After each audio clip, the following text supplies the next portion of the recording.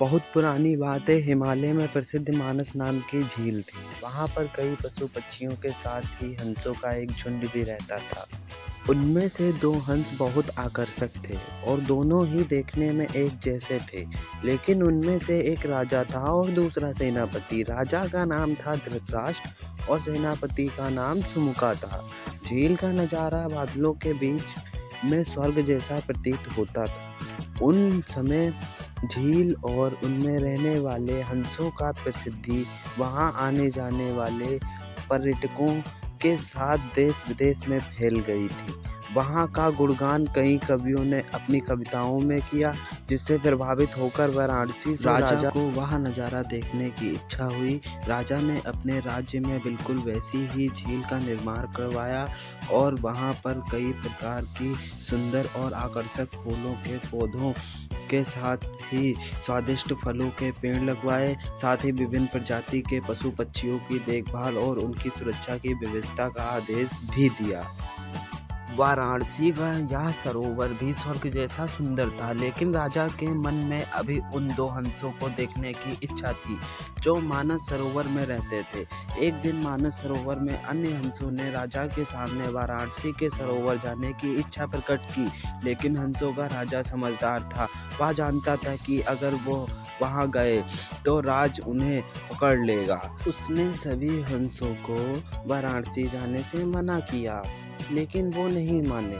तब राजा और सेनापति के साथ सभी हंस वाराणसी की ओर उड़ चले। जैसे ही हंसों का झुंड झील में पहुंचा तो अन्य हंसों को छोड़ प्रसिद्ध दो हंसों की शोभा देखते ही बनती थी। सोने की तरह चमकती उनकी चोंच, सोने की तरह ही नजर आते उनके पैर और बादलों से भी ज्यादा सफेद उनके पंख हर किसी को अपनी ओर आकर्षित कर रहे थे। हंसों के पहुंचने की खबर राजा को दी गई।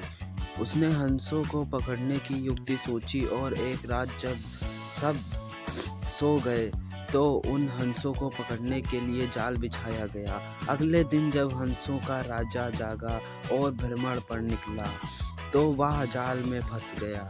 उसने तुरंत ही तेज आवाज में अन्य सभी हंसों को वहां से उड़ने और अपनी जान बचाने का आदेश दिया।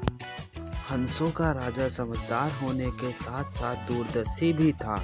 उसने सोचा कि अगर राजा को पता चलेगा कि सैनिक ने उसे छोड़ दिया है तो राजा इसे जरूर प्राणदंड देगा। तब उसने सैनिक से कहा कि अगर आप हमें अपने राजा के पास ले चलें। यह सुनकर सैनिक उन्हें अपने ही साथ राज दरबार में ले गया। दोनों हंस सैनिक के कंधे पर बैठे थे। हंसों को सैनिक के कंधे पर बैठा देखकर हर कोई सोच में पड़ गया। जब राजा ने इस बात का रहस्य पूछा तो सैनिक ने सारी बात सच सच बता दी। सैनिक की बात सुनकर राजा के साथ ही सारा दरबार उनके साहस और सेनापति की स्वामी भक्ति पर हैरान रह गया और सभी के मन में उनके लिए प्रेम जाग उठा।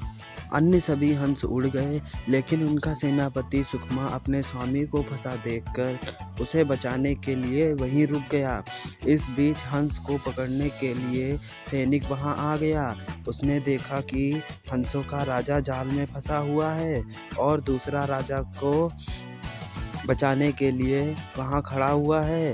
हंस की स्वामी भक्ति देखकर सैनिक बहुत प्रभावित हुआ और उसने हंसों के राजा को छोड़ दिया। राजा ने सैनिक को माफ कर दिया और दोनों हंसों को आदर के साथ कुछ और दिन ठहरने का निवेदन किया। हंस ने राजा का निवेदन स्वीकार किया और कुछ दिन वहां रुककर वापस मानस झील चले गए। इस कहानी से दोस्तों हमें यह सीख मिलती है कि हमें किसी भी